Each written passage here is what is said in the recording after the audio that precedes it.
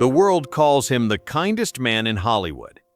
The internet made him a symbol of everything pure that fame forgot. The man who gives up his subway seat, who donates in silence, who signs autographs like he's the lucky one meeting you. But kindness, no matter how deep, doesn't make you bulletproof. Behind the humility and the quiet smile lives a body that has been rebuilt, a soul that has been burned and rebuilt again. Keanu Reeves is not just a legend. He is endurance shaped into flesh. A man who learned early that life does not apologize before it hits, and that survival has nothing to do with being unbreakable. It's about rebuilding yourself every single time you're broken. The past few years have been a mirror for everything that defines him. He stepped once more into the brutal world of John Wick, this time in Ballerina, giving audiences another glimpse of the myth he built with blood and discipline. He wrote a novel about grief that critics called raw and strangely poetic. He brought back Dogstar, his band from another lifetime, not for profit but for joy. And then, a small accident, a slip, a broken kneecap reminded him, and the world, that even the strongest legends still live inside fragile bodies. Through it all, he never complained. He never chased sympathy. He did what he's done since boyhood, nodded, healed, and carried on. That's the real Keanu Reeves, the artist of endurance, the craftsman of compassion, the man who walks through fire and never asks for applause. And the fire started much earlier than anyone realized. Keanu Charles Reeves entered the world in Beirut, Lebanon, in 1964, a beginning that already sounded like motion. Within months, his family started moving. Beirut to Sydney, Sydney to New York, New York to Toronto. By the time most children were learning stability, Keanu was learning how to adapt. He lived out of boxes, learned to memorize floor plans, and understood too early that love can be temporary. His father disappeared before he could form memories of permanence. His mother, Patricia, did everything she could, juggling work, remarriages, relocations. But the ground beneath them never stopped shifting. Dyslexia made school another battlefield. Words refused to stay still. Teachers mistook confusion for laziness. He asked questions, not to challenge, but to understand, and that curiosity often earned him punishment. One principal expelled him for asking too many. He later said, almost gently, "I questioned everything too much." It's the sentence that defines his life. But on the ice, everything made sense. Hockey taught him rhythm, focus, and trust. As a goalie, he became the wall. For once, being hit wasn't failure. It was purpose. And then, at 15, one wrong impact took it all away. The dream shattered. The wall cracked. Most people would have let bitterness settle. He didn't. He translated the discipline from the rink to something new: performance. The rhythm of skating turned into timing on stage. The focus that blocked shots became focus that memorized lines. His youth taught him three truths he still lives by. Pain doesn't always mean punishment. Silence doesn't always mean weakness. And movement, no matter where it takes you, is still life. But even as he moved forward, Hollywood had another test waiting. One disguised as success. He entered the business quietly: commercials, TV roles, tiny credits that barely paid rent. He read lines through dyslexia, learned to trust instincts over technique. Then came River's Edge, a dark, unsettling film where he carried grief on his shoulders like he'd been rehearsing it for years. Critics noticed. They saw something deeper, a sadness that felt lived in. But the next chapter rewrote perception entirely. Bill and Ted's Excellent Adventure made him famous, but also trapped him inside a label he despised. The goofy, dim-witted time traveler became a pop culture icon, and Hollywood confused character with man. Suddenly, he was the airhead, the kid with the surfer smile. He'd broken into the room, but the door slammed shut behind him. So he did the opposite of what they expected.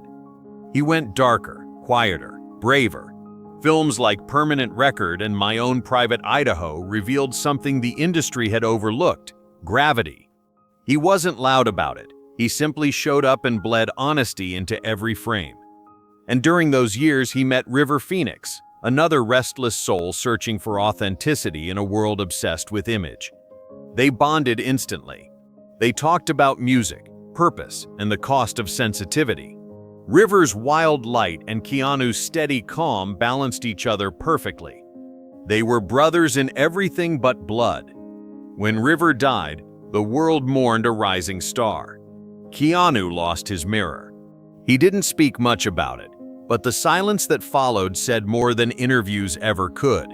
The sorrow carved a permanent space behind his eyes, a quiet weight that would one day make his performances feel like confessions.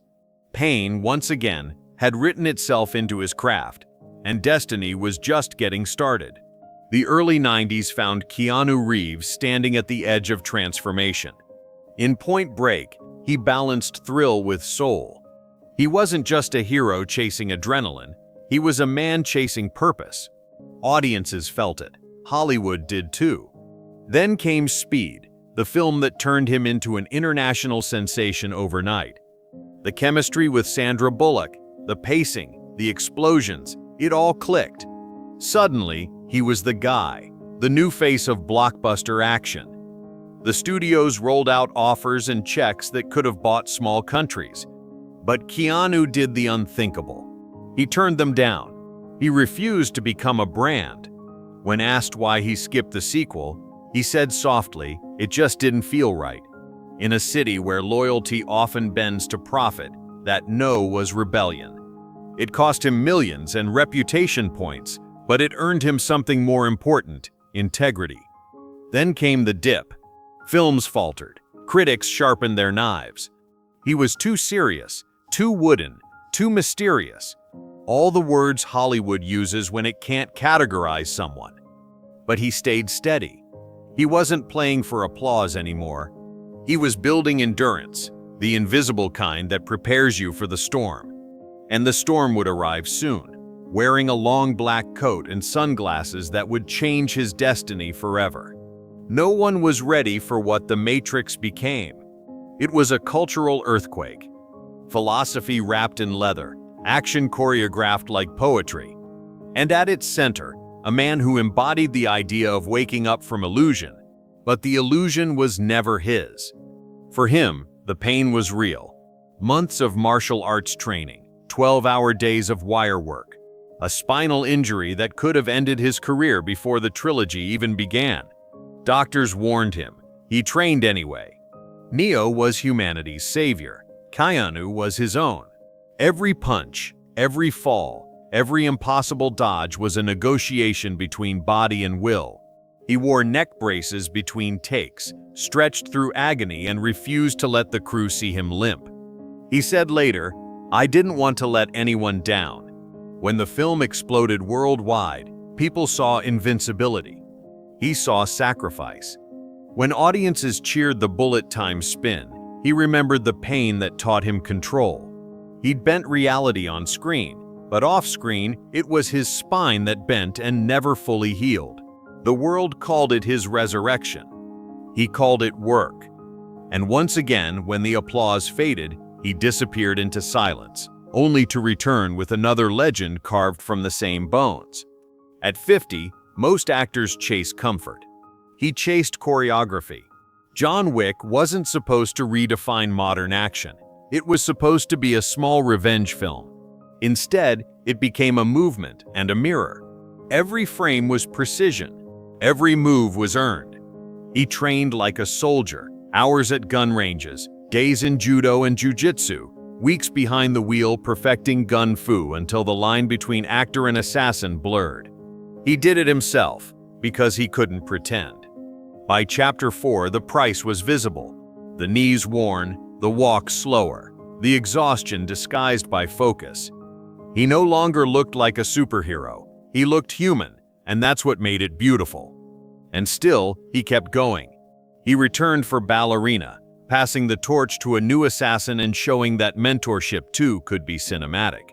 He agreed to appear in John Wick 5, knowing exactly what that meant for his body. Because he doesn't perform for fame anymore, he performs for craft. Then, on the set of Good Fortune, A simple slip reminded him of fragility.